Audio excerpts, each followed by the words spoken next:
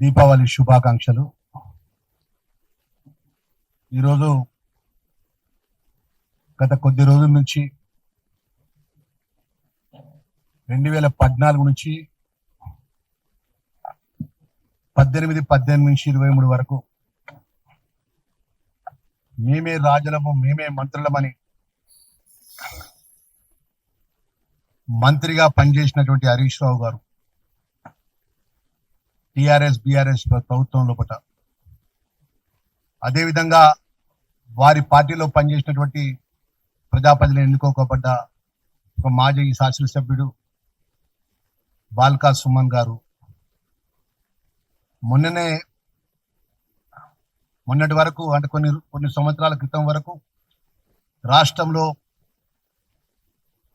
ఒక ఐపీఎస్ ఆఫీసర్గా welfare department సంబంధించినటువంటి సెక్రటరీగా పనిచేసి రాజీనామా చేసి ఒక రాజకీయ పార్టీ నుంచి రాష్ట్ర అధ్యక్షుడు ఉండి తిరిగి బీఆర్ఎస్ పార్టీలో చేరి మన యూట్యూబ్ ఛానల్స్లో కానీ వ్యక్తిగా కొన్ని ఛానల్స్లలో వీడియో ద్వారా మాట్లాడడం జరిగింది. ఈ రాష్ట్రంలో రాష్ట్ర క్యాబినెట్ మాజీ మంత్రి హరీష్ రావు దండుపాల్యం గ్రూప్ అని ఒక మాజీ మంత్రి అంటాడు,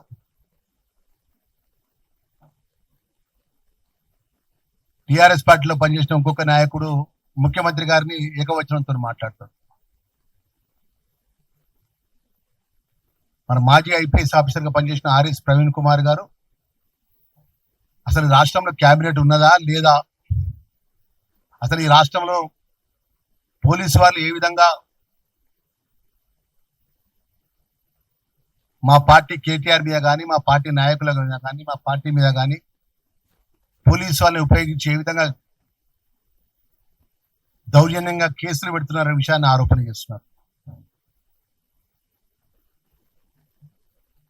మా మీడియా మిత్రుల ద్వారా యావత్ తెలంగాణ ప్రజలకు ఈ సందర్భంగా మనవి చేస్తున్నాం. తెలంగాణ ఉద్యమం పార్టీగా ఉన్నటువంటి ఆ పార్టీ మేము అధికారంలోకి వస్తే 2014 మేనిఫెస్టోలో వాళ్ళు పెట్టిన అంశాలు కానీ 2018లో వాళ్ళు పెట్టిన మేనిఫెస్టో అంశాలు కానీ 23 తర్వాత ప్రజాపాలన ఇంధన రాజ్యం లోపల గౌరవ ముఖ్యమంత్రి రేవంత్ రెడ్డి హయాంలో ఇప్పటివరకు మేము చేసిన మంచి విషయంలో ఒక సబ్జెక్ట్. ఇప్పుడు వారు ఏదైతే ఆరోపణలు దిగింది డైరెక్ట్ నేరుగా, మరి ఈరోజు వారి హయాంలో మాజీ మంత్రి కేటీఆర్, మాజీ మంత్రి హరీష్ రావు, టిఆర్ఎస్ పార్టీ ప్రభుత్వం సోషల్ మీడియా కార్యకర్తలకు సంబంధించిన కాంగ్రెస్ పార్టీ కార్యకర్తలపై సుమారు 600 పైచీలకు పోలీస్ స్టేషన్లో ఎఫ్ఐఆర్ చేసినారు.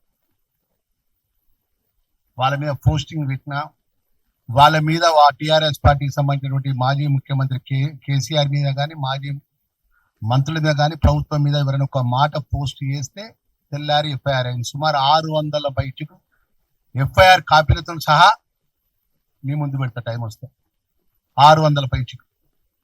అదేవిధంగా ఒక ఐటీ సెల్ని ఏర్పాటు చేసి ఫోన్ ఎక్కడి నుంచి వస్తుంది, ఎవరు పోస్ట్ చేస్తున్నారు,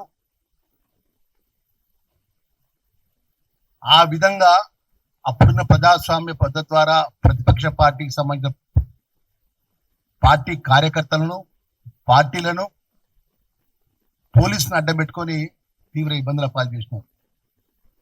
2017, 20, 22లో ఉస్మానియా యూనివర్సిటీలో విద్యార్థులపై లాఠీ చార్జ్ చేసినారు. గ్రూప్ 1 పరీక్షల నిరుద్యోగ నిరసన తెలియజేస్తే ఉస్మానియా గేట్ల వద్ద బస్సులు బ్లాక్ చేసి 200 మంది పై విద్యార్థులకు అర్ధరాత్రి బస్సులు పెట్టి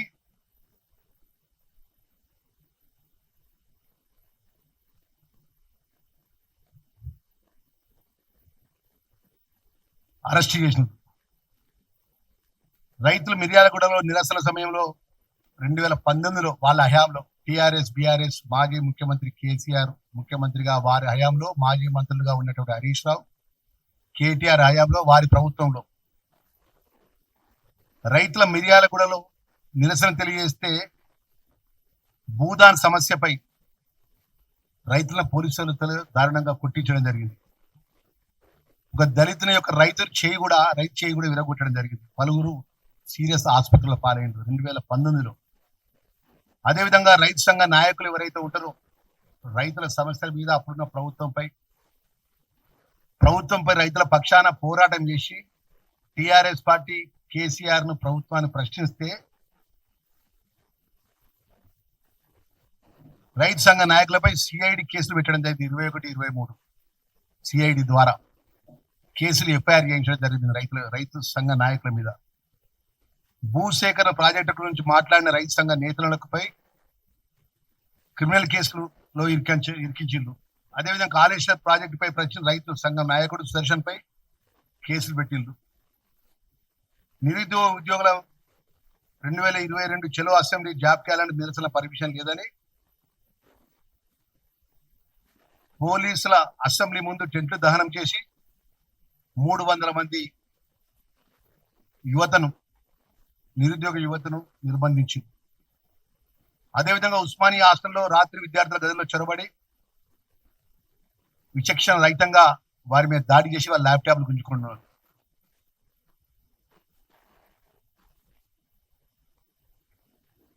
ఇక ఈరోజు ప్రజల మధ్యలో, ప్రభుత్వం మధ్యలో, అన్ని వర్గాల మధ్యలో వారధిగా ఉండే మా జర్నలిస్టుల సోదరులపై కూడా 2018-23 కూడా సాక్షి కానీ, TV9 కానీ, ఎన్టీవీ ప్రభుత్వంపై విమర్శ రాగానే ఎఫ్ఐఆర్ నమోదు చేయడం జరిగింది. వెలుగు పత్రిక కూడా వెబ్సైట్ల మీద కానీ, ఎడిటర్ల మీద కూడా ఐటీ యాక్ట్ కింద కేసులు నమోదు చేస్తున్నారు వాళ్ళ ప్రభుత్వంలో. మునుగోడులో బై ఎలక్షన్స్ లో 2 జర్నలిస్టులను వారి యొక్క ఫోన్ ట్యాపింగ్ కేసులో ఇరికించింది 2 జర్నలిస్టులను. గోదావరి ఖనిజ ప్రాజెక్టు వద్ద గిరిజన మహిళలపై దాడి చేసిన 2020లో మైనింగ్ వ్యతిరేకంగా నిరసన చేసిన గిరిజన మహిళలను పోలీసులు లాక్కొని తీసుకెళ్లి జీబులో బలవంతాన కూర్చోబెట్టి అరెస్ట్ చేసి కేసుల పాలు చేసింది. మహిళా సంఘాలపై NHRCలో ఫిర్యాదు చేస్తే ప్రభుత్వం ఒక మాట కూడా దానికి జవాబు చెప్పలేదు. గిరిజనుల భూసేకరణ మీ అందరికీ తెలుసు. తెలంగాణ రాష్ట్రంలో గిరిజనులు కానీ, దళితులు కానీ, బీసీలు కానీ, అట్టడుగు వర్గాలు తెలంగాణ ఉద్యమంలో ముందు వరుసలో ఉండి వారి జీవితాలు బలిదానం చేసుకున్న వర్గాలు ఆ వర్గాలు. ఆ రోజు తెలంగాణ ఉద్యమం లోపల ఎవరు పిలుపునిచ్చిన, ఏ పార్టీ పిలుపునిచ్చినా ముందు వరుసలో నిలబడి కొట్లాడిన వాళ్ళు దళితులు, గిరిజనులు, బలహీన వర్గాలు, యువత అంతా కూడా ప్రాణాలు పణంగా పెట్టి తెలంగాణ ఉద్యమంలో ముందు నిలబడబడినటువంటి ఆ వర్గాలకు కూడా వారి యొక్క న్యాయమైన ఒకటి ఏదైతే భూ హక్కు కోసం కొట్లాడితే మరి ఆ రోజు భద్రాచలం కానీ, అల్లూరులో కానీ, ములుగురు ప్రాంతాల్లో పోలవరం మానవ హక్కుల ఉల్లంఘనలు జరిగాయి. భూసేకరణ వ్యతిరేకంగా గిరిజన మహిళలు కూడా పోలీసులను తీసుకెళ్లి అరుణాచల, కుంటాల, అచ్చారావుపేట, వాజేటి మండలాల్లో భూసేకరణ వ్యతిరేక నిరసనలు చేస్తే పెద్ద ఎత్తున కేసులు ఎఫ్ఐఆర్ నమోదు చేసినారు. మద్దూరు దళితుని నాయకుడి కస్టడీలో మరణం 2021లో. బీఆర్ఎస్ స్థానిక నాయకుడు వ్యతిరేకంగా దళిత వ్యక్తి పోలీస్ కస్టడీలో మృతి చెందాడు. అదేవిధంగా ఫోరెన్సిక్ రిపోర్ట్ లో స్పష్టమైన గాయాలున్నప్పటికీ కేసు రాజకీయ ఒత్తిడితో మూసివేశారు. పోలీసులు 2014 నుంచి 18-23 మేమే రాజులం, మేమే మంత్రులమని గడిల పాలన చేసినటువంటి టిఆర్ఎస్ పార్టీ, బీఆర్ఎస్ పార్టీ నాయకుల యొక్క కొన్ని ఆనవాళ్ళకు సంబంధించిన ఆధారాలతో సహా మీ ముందు నేను మాట్లాడుతున్నా. చివరిగా ఒక సంఘటన చెప్తున్నా. నేను కరీంనగర్ జిల్లా వాసిని. పెద్దపల్లి స్వస్థలం గోదావరి కలుపుకున్నా. కరీంనగర్ జిల్లా సిరిసిల్ల నియోజకవర్గం ఎవరిది?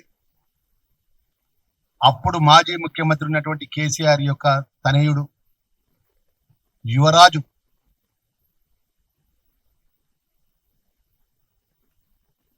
ఆయన కనసాగల రాష్ట్రాన్ని నడిపినటువంటి కేటీఆర్ నియోజకవర్గం లోపల నేరెళ్ల సంఘటన విషయం లోపల ఇక్కడ మీడియా మిత్రులంతా సాక్ష్యం అని చెప్తున్నా నేను. నేరేల సంఘటనకు సంబంధించిన హరీష్ కానీ బానయ్య కానీ దళిత బలహీన వర్గాలకు సంబంధించిన కుటుంబ సభ్యులు ఒక ఇసుక లారీ వస్తే ఇసుక లారీని ఆపినందుకు ఆ ఇసుక లారీ కింద పడి తొక్కి చంపేసి నిరసన తెలియజేసుకుంటే నిజంగా చెప్తున్న సర్వ సమాజంగా యావత్ ప్రపంచంలో ఉన్న ప్రజలంతా తల వంచుకునే విధంగా అత్యంత దారుణంగా హింసించి 3rd డిగ్రీ ఉపయోగించి వాళ్ళను జీవితాలు రోడ్డు మీద నిలబడకుండా కొట్టి పడేసినారండి. నేను ఆ జిల్లా మాజీ జిల్లా పరిషత్ చైర్పర్సన్ గా, మాజీ ఎస్సీ కార్పొరేషన్ చైర్మన్ గా నేను పనిచేసినాను. నేను బట్టి విక్రమార్క అపోజిషన్ లీడర్ గా అక్కడున్న ఆ జిల్లాకు సంబంధించినటువంటి మాజీ ఎంపీ పొన్నం ప్రభాకర్ గౌడ్ గారిని, మాజీ మంత్రి శ్రీధర్ బాబు గారిని, నేను నలుగురం కలిసి అత్యంత దారుణంగా నేరాల సంఘటనలో జరిగిన బాధితులను గవర్నమెంట్ హాస్పిటల్లో పోలీస్ నిర్బంధంలో వైద్య చికిత్స అందిస్తుంటే మేము కోర్టుకు పోయి కోర్టు అనుమతితోని వాళ్ళని కలుషడానికి వెళ్ళినామండి. మేము వాళ్ళు ఆ ఇనుప మంచాల మీద ఓ ఇటు తలకాయ పెట్టుకుంటే ఓరు అటు తలకాయ పెట్టుకున్నారు. అందులో లోపల ఒక బాత్రూమ్ ఉంటుంది అంతే. అందరు బెడ్ల మీద ఇట్లా శవాలకు పడిపోయి ఉన్నారు. నేను యథార్థమైన విషయం చెప్తున్నాను. నేను వ్యక్తిగతంగా ఆరోపణ చేయట్లేదు ఆ ప్రభుత్వం మీద, యథార్థమైన విషయం చెప్తున్నా నేను. ఆ జరిగిన సంఘటన బాధితులు కూడా ఇప్పుడు ఉన్నది, ఇప్పటికి కూడా మన ముందు. అన్నా దండం పెడతా అన్న, మళ్ళీ ఒక్కసారి వస్తే విషయం తీసుకొచ్చి అన్న విషయం దాగి చచ్చిపోతామన్న, ఈ దెబ్బలకు నిలబడలేకపోతున్నాం, కూర్చోలేకపోతున్నాము. ఒక్క మూత్రం పోసే దగ్గర తప్ప అన్ని దెబ్బలే అన్న. మా జీవితం, మా భార్య, మా పిల్లలకు మేము రేపు పొద్దున పని చేసుకుని బతుకుదామన్నా బతకలేని పరిస్థితి అన్నా. మేము దళితులకు పుట్టి చేసి దళిత కుటుంబాలకు పుట్టినందుకు మేము చేసిన పాపం అనే హరీష్ రావు ఏడిస్తే కళ్ళెమ్మని నీళ్ళు వచ్చినాయంట. ఒక విషయం డబ్బా ఉంటే తీసుకుపోయి అన్న నెక్స్ట్ టైం వచ్చినప్పుడు మాకు విషయం డబ్బా ఇచ్చిపోయిన తాగి చచ్చిపోతామని మాట్లాడింది. మాట్లాడితే ఆ బాధిత కుటుంబాల మీద అప్పుడున్న ప్రభుత్వం ఉన్నట్టు యువరాజు యొక్క సామ్రాజ్యంలో పూట జరిగిన సంఘటన మీద న్యాయ విచారణ జరిపించి ఎందుకు ఈ విధంగా కొట్టాల్సినటువంటి అవసరం ఏమొచ్చిందని అధికారుల మీద గిట్ట ఎవరి మీద ఒకరి మీద యాక్షన్ తీసుకున్నారా?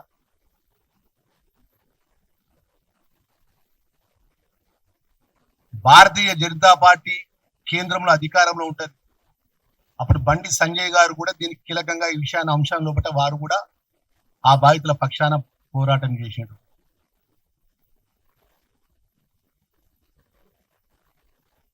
మేము ప్రధాన ప్రతిపక్ష పార్టీగా బట్టి విక్రమార్క గారు, పొన్నం ప్రభాకర్ గారు, శ్రీధర్ బాబు గారు, నేను, మా దళిత సంఘాలందరూ కూడా మేము కాంగ్రెస్ పార్టీ పక్షాన్ని నిలబడితే బీజేపీ పక్షాన వారు కూడా నిలబడ్డారు మొదటి వరుసలో. వారు ఇంత పెద్ద సంఘటనల మీద నేషనల్ ఎస్సీ కమిషన్ అనేది ఎవరి ఆధ్వర్యంలో పనిచేస్తారండి? దేశం జాతీయ నేషనల్ కమిషన్, రాములు గారు జాతీయ నేషనల్ కమిషన్ గా ఢిల్లీ నుంచి కేంద్ర ప్రభుత్వం ద్వారా ఆ నేరాల సంఘటనలో లోపల పూర్తి ఎంక్వైరీ చేసిండ్రు. ఎంక్వైరీ చేసి నేషనల్ కమిషన్ రిపోర్టు రాష్ట్ర ప్రభుత్వం ద్వారా సబ్మిషన్ చేసినారు. అప్పుడున్న ఎస్పీ, ఆ సంఘటన బాధ్యున్న ఎస్పీ, ఆ సంఘటనలో పాల్గొన్నటువంటి ఆర్ఎస్ఐ, ఆ సంఘటనలో పాల్గొన్నటువంటి సుమారు 22 మంది కానిస్టేబుల్స్ ఇంత అత్యంత కిరాతనంగా కొట్టింది తెలుసా అండి? వాళ్ళు ఎవరి ఆదేశాలతో కొట్టిందండి?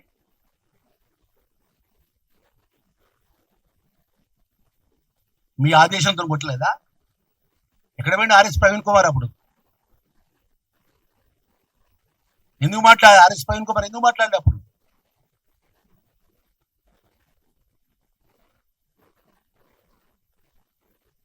సంతోష్ రావు జరిగే ఇసుక లారీలకు అడ్డం వచ్చినందుకు, దొరగారి యొక్క ఇసుక వ్యాపారులకు అడ్డం వచ్చినందుకు, కేటీఆర్ యువ సామ్రాజ్యంలో ప్రశ్నించినందుకు, జీవితాలను ఎందుకు పనికి రాకుండా పోలీసు వాళ్ళతో అత్యంత కిరాతనంగా 3rd డిగ్రీతో హింసించి యావత్ రాష్ట్ర ప్రభుత్వం అంతా ప్రధాన పత్రికల లోపల, ఎలక్ట్రానిక్ మీడియా లోపల లైవ్ చూపెట్టిన తర్వాత దేశంలో ఒక స్పీకర్ గా పనిచేసినటువంటి మీరా కుమారి గారు, ఢిల్లీ నుంచి బాబు జగజ్జీవన్ రావు గారి కూతురు, తెలంగాణ ఇచ్చిన తల్లి స్పీకర్ గా ఉండి ఆ తల్లి రాష్ట్రానికి వస్తే పోలీసు యొక్క పికెటింగ్ పెట్టి చుట్టూ పోలీస్ ప్రహార పెట్టి మా వెంబడి, మేము కరీంనగర్ ఉత్తమ్ కుమార్ రెడ్డి గారు పిసిసి ప్రెసిడెంట్ గా ఉన్నారు, వారు మీరా కుమారి గారు మేమందరం పోతే పోలీస్ పికెటింగ్ పెట్టి మాతో మాట్లాడినిచ్చు లేదండి నేరేల గ్రామానికి.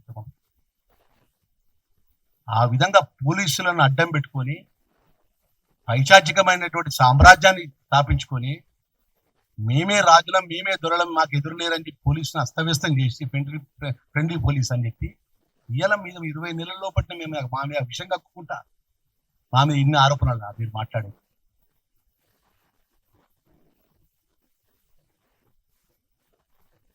దండుపాలెం అంటే ఏంటంటే హరీష్ రావు గారు క్యాబినెట్ లో ఉన్న మా మధ్యలో దండుపాలెం అంటే ఏమి, దానికి అర్థం చెప్పండి. మీరు ఒక బాధ్యత గల ప్రజాప్రతినిధిగా పనిచేసింది కదా, ఉద్యమంలో పనిచేసింది కదా.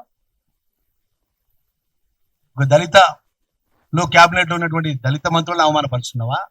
ఒక బలహీన వర్గాలకు సంబంధించిన క్యాబినెట్ బలహీన మంత్రులను అవమానపరుస్తున్నాం. దండుపాలెం క్యాబినెట్ అని ఒకరు అంటారు, కుక్కలు చెప్పిన ఇస్తారని ఒకరు అంటారు, మాఫియా డాన్ అని ఇంకోరు అంటారు.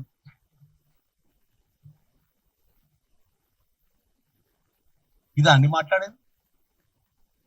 తెలంగాణ ప్రజలకు ఉన్నటువంటి మనకు ఎంత గొప్ప, తెలంగాణ ప్రజలు ప్రపంచంలో కానీ రాష్ట్ర దేశంలో కానీ ఎంత గౌరవిస్తారు మన రాష్ట్ర ప్రజలు మనందరూ. 10 సంవత్సరాలు రాజ్యం వెళ్ళింది కదా, ఈ 2 సంవత్సరాల లోపల గింత ఆక్రోశం, గింత కుట్ర, గింత మన అవహేళనగా మాట్లాడు, ఇంత అమర్యాదగా మాట్లాడడం. మీరు ప్రజలతో ఓట్లేస్తే మీరు ఎన్నికైలు, మేము ప్రజలతో గెలుస్తాం ఎన్నికైనా మేము. మీరే మాకంటే గొప్ప ఏం కాదు. మీరు క్యాబినెట్ లో మంత్రులు మన దండుపాలెం అంటారా మమ్మల్ని? ఇదా మీరు మాట్లాడే మాటలు? ఇంత అహంతో మాట్లాడతారా? కుక్కలు చింపరి ఇస్తారా మీరు మాట్లాడే మాటలు? మీరు చేసిన అరాచకం మామూలు అరాచకాలా? రైతులు బేడీలు వేసి రైతులను తీసుకుపోయారు.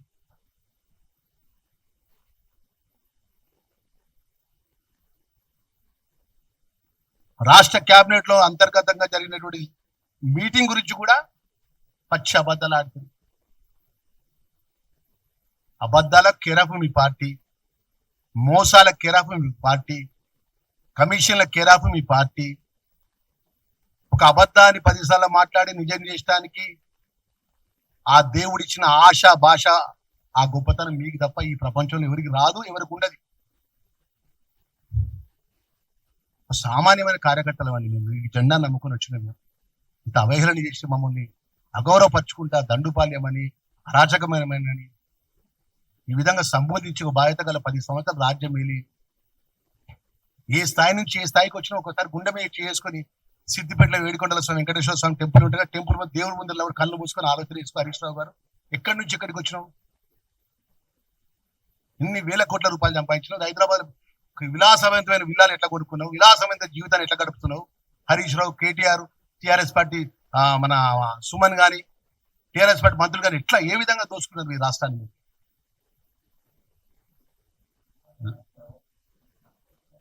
అన్న చెప్తాను, పూర్తి అయినాక మీకు చెప్తాను ప్లీజ్.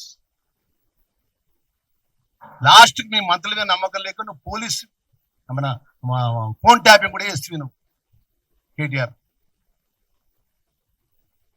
మేము చెప్పేది ఒక మీడియా మిత్రుల ద్వారా, ఒక రాష్ట్ర కేబినెట్ మంత్రిగా నేను మనవి చేస్తున్నాను మీ ద్వారా. తెలంగాణ ప్రజలు ప్రజాపాలన ఇందిరమ్మ రాజ్యం లోపల గౌరవ ముఖ్యమంత్రి గారి నేతృత్వంలో మాకు అవకాశం ఇచ్చినారు. అవకాశం ఇచ్చిన సందర్భం లోపల 6 గ్యారంటీ పథకాల లోపల 4 గ్యారంటీ పథకాలు అమలు చేసినాం. మేము పేదవాళ్ళకు సన్నబియ్యం ఇచ్చినాం, పేదవాళ్ళకు రేషన్ కార్డు ఇచ్చినాము. ఇన్ని లేని పేదవాళ్ళందరూ కూడా ప్రతి నియోజకవర్గంలో 3,500 ఇందిరమ్మ ఇండ్లు ఇచ్చినాం. ఈ రాష్ట్రంలో 119 సెగ్మెంట్ లోపల పార్టీలకు అతీతంగా పేద ప్రజానికానికి 200 యూనిట్ ఉచితంగా కరెంటు మాఫీ చేసినాం. రైతులకు రైతు రుణమాఫీ చేసినాం. రైతు భరోసా కింద 9 రోజుల్లో పట్టిన 9,000 కోట్ల రూపాయల రైతుల అకౌంట్లో జమ చేసినాం. 6 గంటలు కష్టపడి పంట వండిస్తే ఈ 119 సెగ్మెంట్ లోపల ఆ రోజు ఏం జరిగిందంటే మా మీడియా మిత్రులు సాక్ష్యం కదా. ప్రతి మండలంలో, ప్రతి నియోజకవర్గంలో, ప్రతి జిల్లాలో కష్టపడి వడ్లు వండిస్తే ఆ కళ్ళాల కాడ వడ్లు పోతే జోకం అంటే ఏం మాట్లాడిందండి?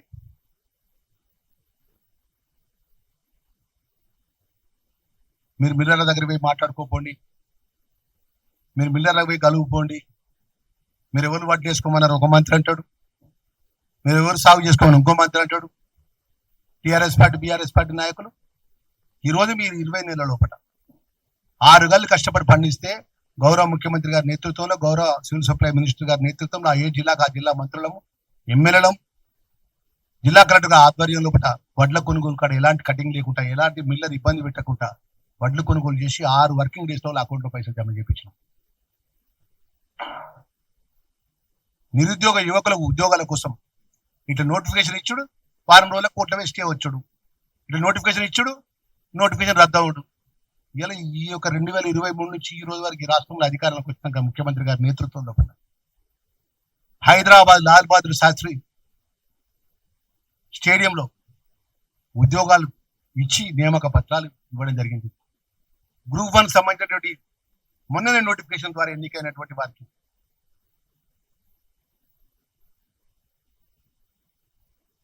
నేరుగా రాష్ట్ర ముఖ్యమంత్రి గారు, రాష్ట్ర డిప్యూటీ చీఫ్ మినిస్టర్ గారు, రాష్ట్ర మంత్రులంతా కలిసి గ్రూప్ 1 వారికి నియామక పత్రాలు ఇవ్వడం జరిగింది. గ్రూప్ 2 వారికి నియామక పత్రాలు ఇవ్వడం జరిగింది. సుమారు 50,000 పైచలకు నిరుద్యోగ యువకులు ఉద్యోగాలు ఇచ్చుకుంటూ, రైతులను ఆదుకుంటూ, సంక్షేమానికి కార్యక్రమం సంబంధించినటువంటి 2014 నుంచి 23 వరకు రాష్ట్రాన్ని లూటీ చేసి అస్తవ్యస్తం చేసి ప్రతి నెల 1వ తారీఖు రాగానే వడ్డీ కడుతున్నావు అంటే నువ్వు చేసిన పాపాలకు వడ్డీ కడుతున్నావు. నేను సంక్షేమ పేదవాళ్ళకు రేషన్ కార్డు ఇచ్చినావా? 10 సంవత్సరాలు నీ చుట్టూ తిరుగుతే ఒక ఎమ్మెల్యే చుట్టూ టీఆర్ఎస్ పార్టీ, ఒక మంత్రి చుట్టూ అయ్యా కాగితం పట్టుకొని నా కొడుకు మ్యారేజ్ చేసిన రేషన్ కార్డులో నా పేరు జత చేయమని చెప్తే ఎంఆర్ ఆఫీస్ లో కూడా జతలు చేయలేని దుస్థితిలో మీరు ఈ ప్రభుత్వాన్ని నడిపింది. పేదవాళ్ళకు రేషన్ కార్డు ఇచ్చిందా? పేదవాళ్ళకు సన్నబియ్యం ఇచ్చిందా? పేదవాళ్ళకు 200 యూనిట్ల కరెంట్ ఇచ్చిందా? పేదవాళ్ళకు ఇందిరా మిల్లు ఇచ్చిందా? ఏం సంక్షేమ కార్యక్రమాలు చేసిందని చెప్పి 20 నెలల లోపల మొత్తం మా క్యాబినెట్లు, మంత్రులను దండుపాలేమన్న నవ్వులు, అరాచక పాలన నవ్వులు, మేము మన ఇంకేదంటే మన చిప్పర్ ఇది కుక్కలు చెప్పి ఇస్తారు. ఇదా మాట్లాడే మాట భాష? ఇదా మాట్లాడు? మేము మాట్లాడలేమా ఈ మైక్ మొదటి? మేము ఏది పడుతుంది కేసీఆర్ గారి మీద, కేటీఆర్ గారి మీద, హరీష్ రావు గారి మీద, ఆర్ఎస్ ప్రవీణ్ కుమార్ మీద, సుమన్ మీద మాట్లాడలేమా మేము? ప్రజలతో ప్రజాస్వామ్య ధర రాజ్యాంగ నిర్మాత అంబేద్కర్ గారి ప్రజాస్వామ్య ధర ప్రజలతో ఎన్నుకోబడ్డం గౌరవంగా మనం ఎదగాలి, గౌరవంగా ఉండాలి. రేపు 29లో కానీ జరగబోయే ఉప ఎన్నికల్లో కానీ జరగబోయే స్థానిక ఎన్నికల్లో కానీ ప్రజలు సిద్ధంగా ఉన్నారు. నీ సంగతి ఏంటో నా సంగతి ఏంటో తెలుస్తారు. ఒక్క మాట చెప్పు, నువ్వు మాట మాట్లాడితే బీజేపీలు ఇలా కేసీఆర్ కానీ హరీష్ రావు గారు కానీ కేటీఆర్ని అడుగుతున్నా, బీజేపీలు కాంగ్రెస్ వాళ్ళు ఒకటే, బీజేపీలు కాంగ్రెస్ వాళ్ళు ఒకటే అంటాను కదా. మొన్న పార్లమెంట్ ఎన్నికల నా మీడియా మిత్రులందరూ నేను రిక్వెస్ట్ చేస్తున్నా, పార్లమెంట్ ఎన్నికలు జరిగినటువంటి పొద్దున ఉదయం పోలింగ్ స్టార్ట్ అయింది. సాయంత్రం పోలింగ్ అయ్యే లోపల టిఆర్ఎస్ పార్టీ కండవ కప్పుకున్నటువంటి కార్యకర్తలు, టిఆర్ఎస్ కార్యకర్తలు అంతా కూడా బీజేపీకి ఓటేయమని చెప్పిందా చెప్పలేదా చెప్పమని గుండె మీద చేసుకుని హరీష్ రావును, కేటీఆర్ ఎవరి ఆదేశాలు ఇస్తారు? ప్రతి నియోజకవర్గం లోపల పోలింగ్ బూత్ కాడ ఉన్నటువంటి మీ టిఆర్ఎస్ బీఆర్ఎస్ కార్యకర్తలు భారతీయ జనతా పార్టీకి ఓటేయమని చెప్పిండు. మాట్లాడడానికి కొంచెం సొయ్యి ఉండాలండి.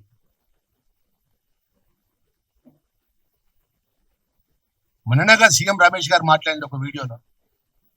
సీఎం రమేష్ గారు ఆంధ్ర నుంచి ఒక నాయకుడు మాట్లాడాడు. ఏం మాట్లాడాడు? కేటీఆర్ వచ్చి మేము బీజేపీలో మా పార్టీని కలుపుతామని మాట్లాడిన మాట ఆయన కదా మాట్లాడింది, నేను కాదు కదా మాట్లాడింది. పార్లమెంట్ ఎలక్షన్ సాక్ష్యం కదా, సంవత్సరం అయింది కదా. 10 సంవత్సరాల లోపల నువ్వు రాజ్యాన్ని ఎలుగబెట్టిన, 10 సంవత్సరాల లోపల ప్రాంతాన్ని అభివృద్ధి చేసినావు, 10 సంవత్సరాలు గొప్పగా చేసినావు. నువ్వు గొప్పగా ఈ ప్రాంతాన్ని అభివృద్ధి చేసినావు. కృష్ణా జిల్లాలు పట్టుకొచ్చినావు, గోదావరి జిల్లాలు పట్టుకొచ్చినావు, ఉద్యోగాలు ఇచ్చినావు, సంక్షేమం చేసిన టీఆర్ఎస్ బీఆర్ఎస్ 23 ఎలక్షన్స్ లోపల మేము 6 గ్యారంటీ పథకాలు గిట్ట మీరు చెప్పి అధికారంలోకి వస్తే సంవత్సరం తర్వాత ఎన్నికలు జరిగినప్పుడు నీ యొక్క అడ్రస్ ఎందుకు గల్లందని నేను చెప్పి ఫస్ట్ నాకు నువ్వు ప్రతిగా ఏం ఆరోపణ చేస్తాను మీ బీఆర్ఎస్ టీఆర్ఎస్ పార్టీ అంతా కూడా. ముఖ్యమంత్రి రేవంత్ రెడ్డి గారు కానీ, కాంగ్రెస్ పార్టీ ప్రభుత్వం కానీ, మా మల్లికార్జున ఖార్గే గారి నేతృత్వంలో, రాహుల్ గాంధీ గారి నేతృత్వంలో పార్టీ అధికారంలోకి వచ్చిన అంశాలు ఏం మాట్లాడతారు? మీరు 6 గ్యారంటీ పథకాలు చెప్పిండ్రు, ఒక్క పథకం కూడా చేయలే, ప్రజలను అబద్ధం ఆడిందని చెప్పి మాట్లాడుతున్నారు. మరి ప్రజలు అబద్ధం ఆడి నువ్వు గొప్పగా 10 సంవత్సరాలు రాజ్యం వెళ్ళినావు కదా. మేము 10 సంవత్సరాలు మరి 23 తర్వాత జరిగిన పార్లమెంట్ ఎన్నికల్లో నీ అడ్రస్ ఎందుకు గల్ల అవుతుంది? సారు కారు 16 అన్నారు కదా. మా కేసీఆర్ బయటకు వచ్చిన బొంగ మొత్తం ఓట్లు డబ్బలు పడతాయి అన్నారు కదా. పార్లమెంట్ లో ఎందుకు మీరు మొత్తం ప్రతి బూత్ దగ్గర మీ టీఆర్ఎస్ బీఆర్ఎస్ నాయకులు బీజేపీకి ఓటేయమని, కాంగ్రెస్ ఓటేయద్దని ఎందుకు నిలబడ్డారు అని చెప్తున్నా. ఎవరి ఆదేశంతో నిలబడ్డారు అని చెప్తున్నా. మాజీ ముఖ్యమంత్రి కేసీఆర్ ఆదేశం కాదా? మాజీ మంత్రి హరీష్ రావు ఆదేశం కాదా? మాజీ మంత్రి కేటీఆర్ ఆదేశం కాదా? టీఆర్ఎస్ పార్టీ పనిచేసిన మంత్రుల ఆదేశాలు కాదా? టీఆర్ఎస్ పార్టీలో ఎమ్మెల్యేగా పోటీ చేసి ఓడిపోయిన వాళ్ళ కార్యకర్తలు వాళ్ళు చెప్పకపోతే ఎవరు చెప్తే వాళ్ళు బీజేపీ ఓటేయమని చెప్తారు? కేంద్రం 2014 నుంచి ఈ వరకు పార్లమెంట్ లో ఏ బిల్లు పెట్టినా, రాజ్యసభలో ఏ బిల్లు పెట్టినా, మొన్న జరిగినటువంటి ఏదైతే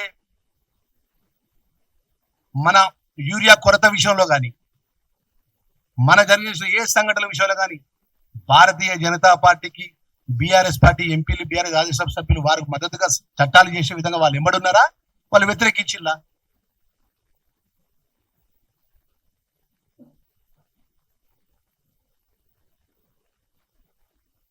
ఫస్ట్ వీటన్నిటి జవాబు చెప్పని దమ్ము ధైర్యం ఉంటే.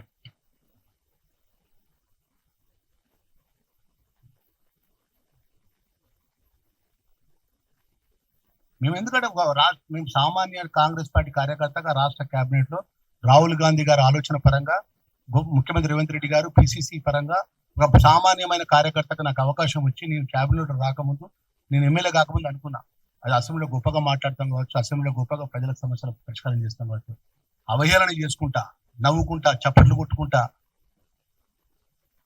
హరీష్ రావు బాడీ లాంగ్వేజ్ ఎట్లుంటుందండి మీరు చూడండి.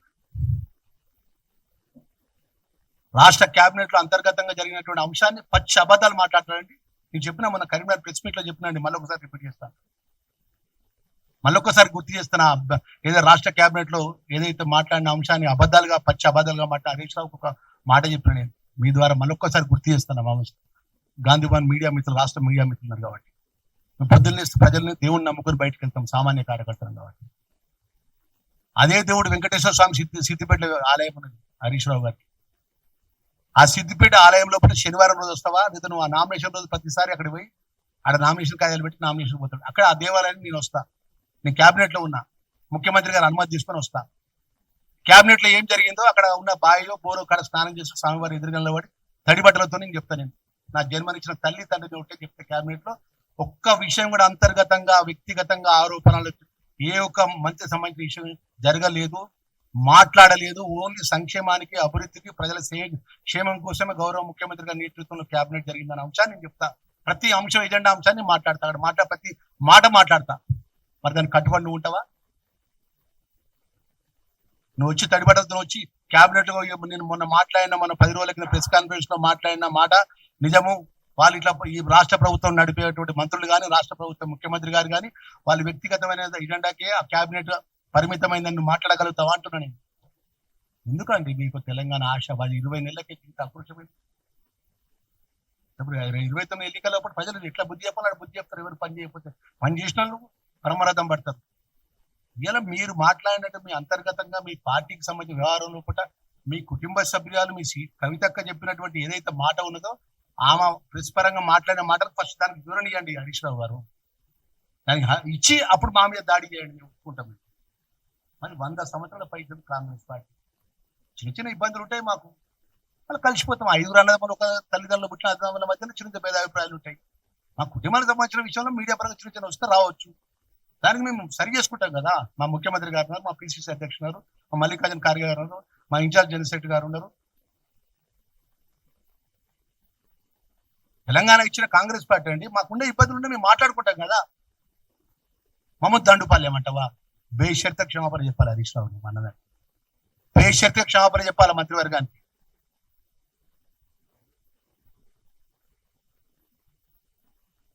మాకు హరీష్ రావు గారు వ్యక్తిగతంగా మాకేం కోపం లేదండి, ప్రజాక్షేత్రంలో చూసుకుందాం ఎవరు ఏమైనా కూడా. కానీ ప్రజాస్వామ్యంలో ప్రజలతో ఎన్నుకోబడ్డప్పుడు గౌరవంగా మనం అందరం పిల్లలు, ప్రజలంతా, తెలంగాణ ప్రజలంతా గమనిస్తాను. మీరు కేసులు పెడతారు, మీరు కమిషన్లు తీసుకుంటారు, మీరు కాళేశ్వరం కూలేస్తారు, మీరు కడుపులు కొడతారు అందరికి. మీరు ఏది పడితే అదే మాట్లాడితే ఎక్కడండి? రేపు జరగబోయే బై ఎలక్షన్స్ ఉన్నాయి కదా, రివ్యూల్స్, స్థానిక ఎన్నికలు ఉన్నాయి కదా. రాష్ట్రంలో, దేశంలో ఏ ఒక్క ప్రభుత్వం అన్నా కూడా బలహీన వర్గాలకు సంబంధించిన 42% రిజర్వేషన్ కోసం భారతీయ జనతా పార్టీ ఏ రాష్ట్రంలో, ప్రతి రాష్ట్రంలో ప్రభుత్వాలు ఉన్నాయి కదా. నరేంద్ర మోడీ ప్రధానమంత్రిగా ఉన్నాడు కదా వాళ్ళ నాయకుడు. ఏ రాష్ట్రంలో 42% బలహీన వర్గాలకు ఇస్తదారి, భాగ్యదారి అనే ఒక రాహుల్ గాంధీ యొక్క నిర్ణయాన్ని అమలు చేసే విధంగా ఏ ముఖ్యమంత్రి అయినా చేసిందండి?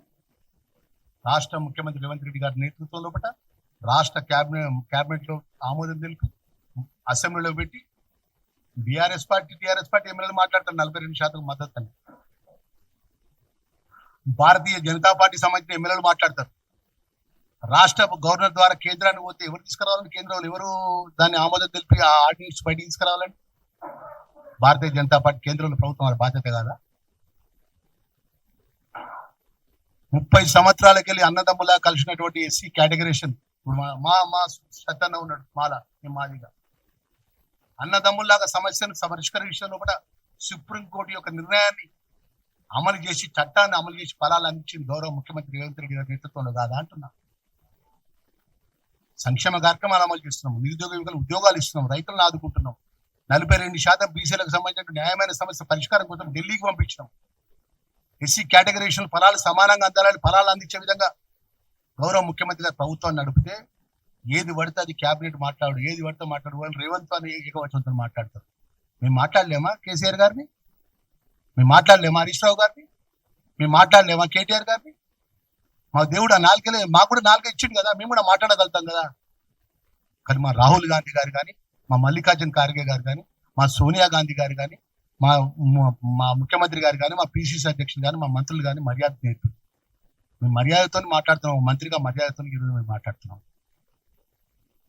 నువ్వు ఏ శనివారం టైం ఇస్తావో హరీష్ రావు నువ్వు రెడీ ఉన్నా క్యాబినెట్ అంశం లోపల టైం డేట్ నువ్వే ఫిక్స్ చేయి.